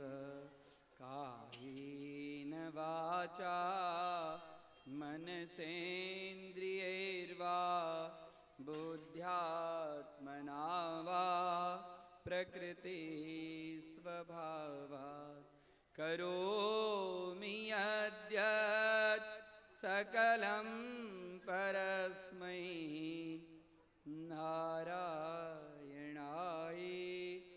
समर्पयामि। नानासुगन्धिपुष्पाणि यथा कालोद्भवानि च पुष्पाञ्जलिर्मया दत्तो गृहाण परमेश्वर। ओम भूर्भुवस्वः सांगसायुध सवाहन सपरिवार भगवते श्री भागवत नारायणाय नमः। मंत्र पुष्पांजलिं समर्पयामि। अथ क्षमा प्रार्थना।